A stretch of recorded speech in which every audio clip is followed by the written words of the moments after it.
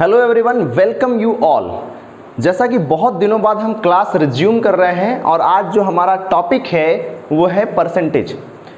और इसके बाद अब ये मैं वादा करता हूँ कि आपको कंटिन्यूअस वीडियो मिलते रहेंगे और आज हम परसेंटेज को स्टेप वाइज समझेंगे, कुछ खास चीज़ें, है ना।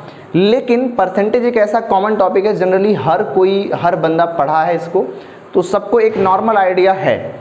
लेकिन कुछ चीज़ें हमें फिर भी यूज करनी होती हैं, क्योंकि परसेंटेज के क्वेश्चन में हम क्या कर सकते हैं, अपना टाइम सेव कर सकते हैं। ठीक है, कोई कितना भी बड़ा क्वेश्चन हो उसको एक सही तरीके से अप्रोच करके उस क्वेश्चन को हम बहुत कम टाइम में सॉल्व कर सकते हैं। तो ये चीज़ है कि अगर आप परसेंटेज के क्वेश्चन सॉल्व करते हैं तो एटलीस्ट कुछ चीज़ें आपको यूज करनी है, जिसके थ्रू ही आप क्वेश्चंस को कम टाइम में कर पाएंगे। तो चलिए परसेंटेज की अगर हम बात कर लें, जनरल बात करें, तो ये है कि परसेंटेज ये बताता है कि पर 100 में किस वैल्यू की बात कर रहे हैं। जैसे अगर हम कहें 10% की, तो 10% का मतलब कि हम हर 100 में 10 की बात कर रहे हैं।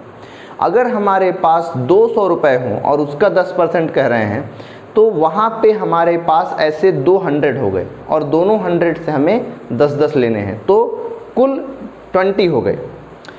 तो सिंपली परसेंटेज को डिफाइन करने के लिए बस यही है कि अगर आप परसेंट को कहना चाहते हैं तो इसका मतलब है कि पर 100 वो वैल्यू होनी चाहिए।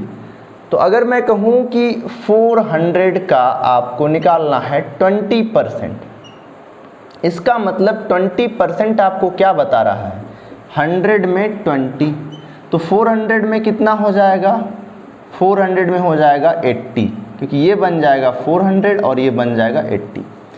तो ऐसे 400 होंगे और चारों से 20-20, क्योंकि हर 100 पे 20, हर 100 पे 20, तो ऐसे 400 में 400 आ जाएंगे, है ना। तो ये चीज़ आपको समझना है। फिर इसके बाद ये है कि परसेंटेज को आपको फ्रैक्शन में कन्वर्ट करना होता है।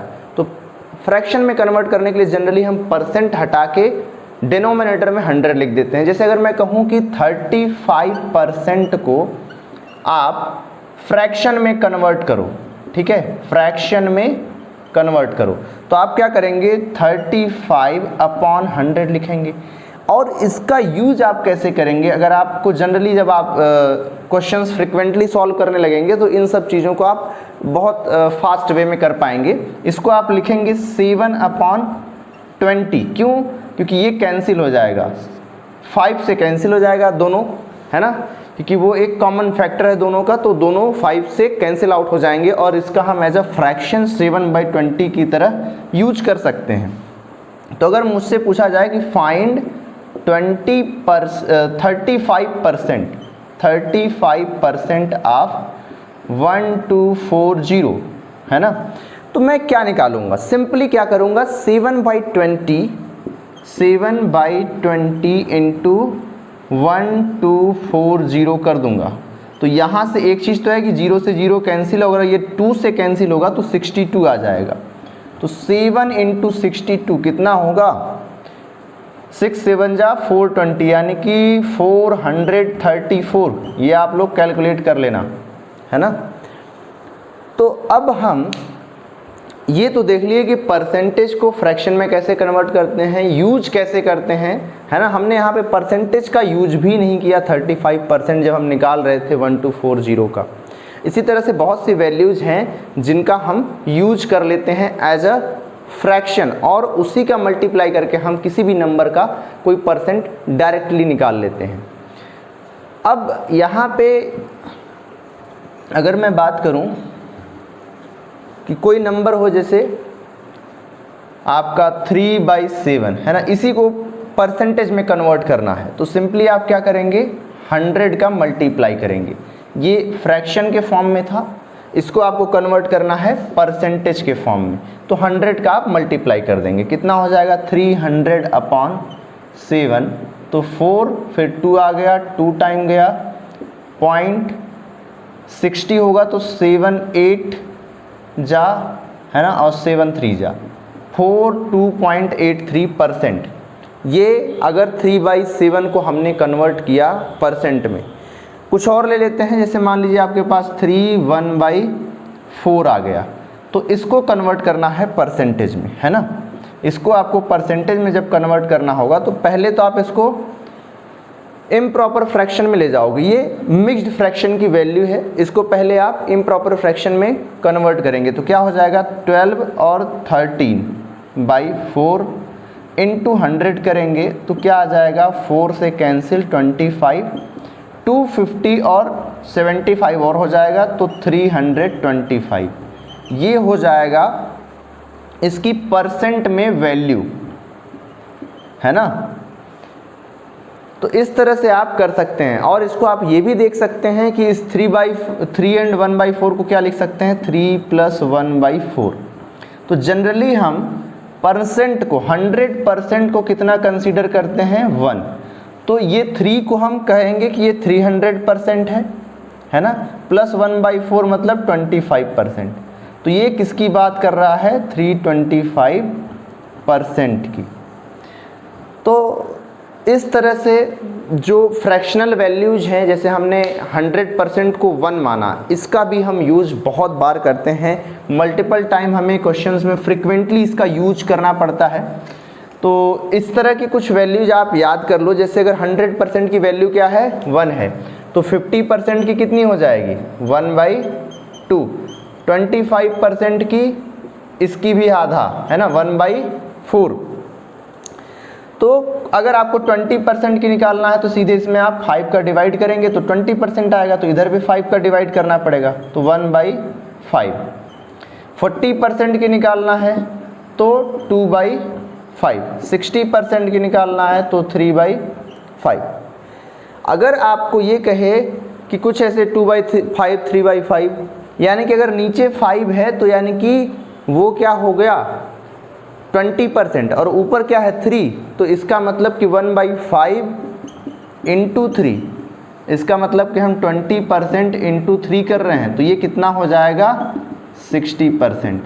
तो इस तरह की फ्रैक्शनल वैल्यूज भी आपको बहुत बार यूज करनी पड़ जाती हैं क्वेश्चंस में, क्वेश्चंस को कम टाइम में सॉल्व करने के लिए। तो ये सारी चीज़ें आपको फ्रिक्वेंटली यूज करते करते आपकी हैबिट में आ जाएंगे, और हैबिट में लाना भी ज़रूरी है, तभी आप इसको एग्ज़ाम में अप्लाई भी कर पाएंगे। फिर आप कुछ जो जनरल वैल्यू, जैसे आप 1/5, ठीक है, 1/6 क्या हो जाता है 1/6 हो जाता है 100/6%, यानी कि 16 2/3%। और 1/3 क्या होता है 100/3%, यानी कि 33 1/3%। ये बहुत ही फ्रिक्वेंट यूज होने वाले फ्रैक्शनल वैल्यूज हैं या परसेंटेज वैल्यूज हैं। तो जब भी क्वेश्चन में अगर आपको ये दिया है 33 1/3%, यानी कि आप यहाँ पे ये फ्रैक्शनल वैल्यूज ना यूज करके डायरेक्ट ये परसेंटेज वैल्यूज ना यूज करके डायरेक्ट 1/3 यूज करेंगे, क्योंकि अगर आप 33 1/3% निकालने जाएंगे तो इसका मतलब कि आप उस नंबर का 1/3 ले रहे हैं, ठीक है। 16 2/3% मतलब उस नंबर का 1/6। तो इसी तरह से आप डायरेक्टली किसी क्वेश्चंस को ओरली भी कर सकते हैं कि 16 2/3% अगर किसी क्वेश्चन का पूछा है, मान लीजिए आपसे पूछ लिया कि आप 500 का 16 2/3% निकाल के बताओ, तो वो सिंपली क्या हो जाएगा 500/6, यानी कि 250/3। और करना चाहेंगे तो 83 1/3 ये नंबर हो जाएगा, ठीक है। अगर आप ठीक से सुन रहे होंगे ध्यान से तो आपको ये सब चीज़ें समझ में आ रही होंगी और क्लियर हो रहा होगा। फिर आगे हम बढ़ते हैं तो 1/7 को क्या लिखेंगे 1/7, सीधे ऊपर 100 लिखते जाना है, नीचे 7, तो इससे ये हो जाएगा 14 2/7%। 1/8 आपका इंडिकेट करता है 12.5%, 1/9 आपका इंडिकेट करता है 11 1/9%, 1/10 आपका 10% को इंडिकेट करता है, और 11 1/11 ये 9 1/11% को, 1/12 ये 8 1/3% को इंडिकेट करता है ना। तो ऐसे बहुत सारी वैल्यूज हैं, जैसे 13 को आप देख लो तो 1/13 किसको इंडिकेट करता है 7 9/13% को। 1/14 किसको इंडिकेट करता है 7 1/7% को। तो ये सारी वैल्यूज पहले तो आपको मालूम होनी चाहिए कि अगर परसेंटेज में 7/7% दिया है तो फिर आप उसको 7/7% वैल्यू कंसीडर करके करने नहीं जाएंगे क्वेश्चन, फिर आप उसको डायरेक्टली 1/14 उस नंबर का ले लेंगे, है ना, या फिर जिस तरह से उस क्वेश्चन में यूज करने के लिए बोला गया होगा। तो यहाँ पे 7 9/13% है, उसकी जगह पे आप सीधे 1/13 लेंगे, तो आप कभी भी इसको लिखेंगे तो ये गलत नहीं होगा। तो इतनी चीज़ आपको समझ के फिर आगे बढ़ना होगा क्वेश्चंस करने के लिए। अगर आप इतनी चीज़ें समझ जाते हैं तो इसका मतलब ये है कि आपको अब परसेंटेज को सॉल्व करने में टाइम नहीं लगना है। तो इन वैल्यूज़ को पहले तो आप रिमेंबर कर लीजिए, लिख लीजिए, या फिर अगर आपको आती हैं तो बहुत ही अच्छी बात है। अब आगे बढ़ते हैं क्वेश्चंस की तरफ। चलिए पहला क्वेश्चन देखते हैं कि a persons salary has increased from 7200 to 8100, what is percentage increase is salary. ठीक है, तो उसकी सैलरी में कितना परसेंट का इंक्रीमेंट हुआ ये आपको निकालना है। आइए इसको निकालते हैं। तो सबसे पहले आप देखिए कि जो उसकी पहले सैलरी थी वो कितनी है 7200, बाद में कितनी हो गई 8100। तो अगर हम बोलें कि इंक्रीज कितना हुआ है, ठीक है, अमाउंट में कितना इंक्रीमेंट हुआ है, तो आप कहेंगे कि यहाँ से 900 का इंक्रीमेंट हुआ है। ठीक है, तो जब हम इंक्रीमेंट परसेंटेज निकालते हैं तो किस में से इंक्रीज हुआ है 7200 में से, तो 7200 ऊपर हमारा 900 हो जाएगा। अब सिंस परसेंटेज में पूछा है तो हम 100 का मल्टीप्लाई कर देंगे, तो ये कितना हो जाएगा, या तो यहाँ से आप डायरेक्ट देखेंगे कि 1/8, और 1/8 किस परसेंट के इक्वल होता है 12.5%, यानी कि ये जो आखिरी वाला आपका ऑप्शन है यही करेक्ट हो जाएगा। ठीक है, अब नेक्स्ट क्वेश्चन की ओर बढ़ते हैं, और अगला क्वेश्चन है कि a man loses 20% of his money after spending 25% of remainder, he has 480 left. तो क्वेश्चन ये कह रहा है कि पहले तो आदमी के पास जितनी मनी थी उसका वो 20% खो दिया। ठीक है, जो भी मनी थी उसके पास वो उसका 20% गुमा दिया।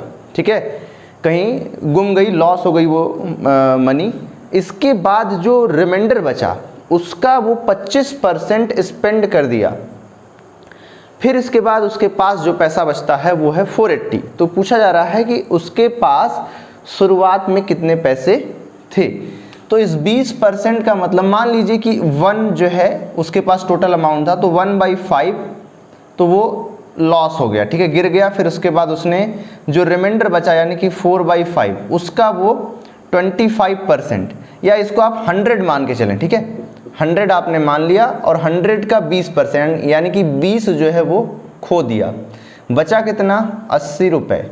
तो उस 80 का 25% यानी कि इसका 1/4 उसने स्पेंड कर दिया। ये किसके इक्वल हो जाएगा, ये भी 20 के इक्वल। यानी कि अब जो अमाउंट बचा, ठीक है, ये इसने 1/4 स्पेंड किए हैं। ठीक है, तो 1/4 अगर हम 80 को 1 माने तो 1/4 कितना हो जाएगा 20, है ना। तो यहाँ पे बचेगा कितना, उसके पास अब बचता है 60, लेकिन अकॉर्डिंग टू क्वेश्चन 480 बच रहा है, मतलब 1 की वैल्यू 6 आ रही है, तो 100 की वैल्यू कितनी हो जाएगी 600। तो यही हो जाएगा आपका आंसर। ठीक है, चलिए बढ़ते हैं अगले क्वेश्चन की ओर। चलिए नेक्स्ट जो क्वेश्चन है आपका वो है कि 2 numbers are respectively 20% and 50% more than the third number, what is the percentage of second number with respect to first number. यानी कि ये कह रहा है क्वेश्चन कि पहला नंबर और दूसरा नंबर तीसरे नंबर से क्रमशः 20% और 50% ज़्यादा है, तो जो सेकंड नंबर है वो फर्स्ट नंबर का कितना परसेंट है। ठीक है, कितना परसेंट, ज़्यादा नहीं, कितना परसेंट है। तो आप इस क्वेश्चन को समझिए कि ये कह रहा है कि 3 नंबर है, फर्स्ट, सेकंड और थर्ड। तो जो थर्ड को अगर हम मान लेते हैं कि थर्ड 100 है, ऐसा हमने कंसीडर कर लिया, थर्ड अगर 100 है तो पहला कितना हो जाएगा, इससे 20% ज़्यादा है, 20% ज़्यादा है, मतलब इसका 120% है, तो ये 120 हो जाएगा। ये सेकंड वाला जो नंबर है इससे 50% ज़्यादा है, मतलब 150 हो जाएगा। तो अब ये पूछा जा रहा है कि जो सेकंड नंबर है वो फर्स्ट नंबर का कितना परसेंट है, ठीक है। तो अगर हम कहें कि फर्स्ट नंबर जो भी है ना, ये इसकी वैल्यू 100% हमने मानी, तो ये कितना हो जाएगा। तो इसको आप जनरली ऐसे भी निकाल सकते हैं कि 150/120, क्योंकि ये पूछा जा रहा है कि फर्स्ट नंबर के रिस्पेक्ट में कितना है। तो फर्स्ट नंबर को आप नीचे रखेंगे इनटू 100, तो ये हो जाएगा आपका, ये 0 से 0 तो गया ही, 5/4 × 100 विच इज इक्वल्स टू 500/4, 125%। इसको आप ऐसे भी कह सकते हैं कि ये जो है इससे 30 ज़्यादा है, ठीक है। सेकंड नंबर जो है फर्स्ट नंबर से 30 ज़्यादा है, और नीचे क्या आ जाएगा 120, मतलब ये हो जाएगा 1/4, यानी कि 25% ज़्यादा है। 1/4 का मतलब है कि 25%। ये सारी चीज़ हम बेसिक में डिस्कस कर चुके हैं, ठीक है, और आप सबको मालूम भी होगा, है ना।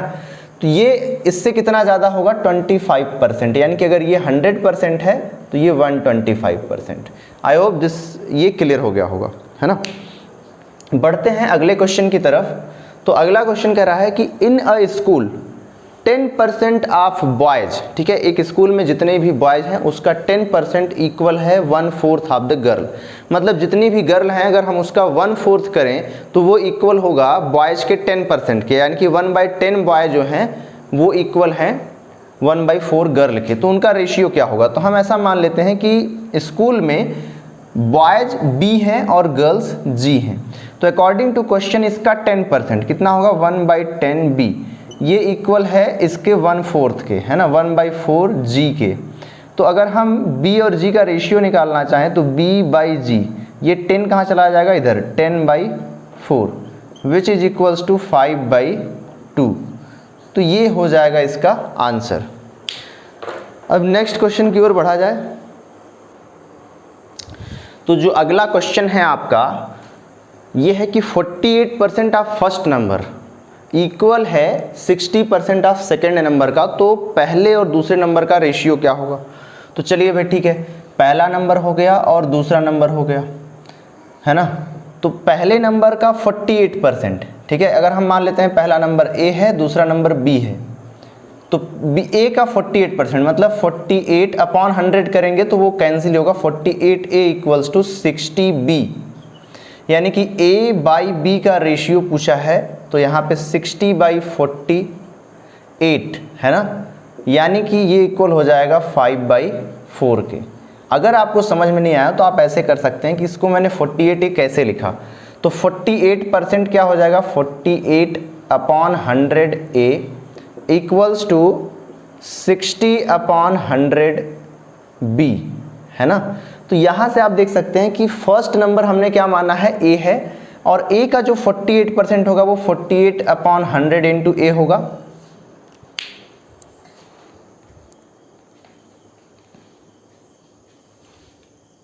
सॉरी कुछ इश्यू आ गया था, है ना। आगे डिस्कस करते हैं। हम लोग यहाँ पे थे कि जो पहला नंबर है वो A है दूसरा नंबर B है। तो कह रहा है कि पहले नंबर का 48% कितना हो जाएगा 48/100 इंटू A, ये इक्वल है 60% ऑफ सेकेंड नंबर के, यानी कि सेकेंड नंबर हमारा B है तो 60/100 इंटू B।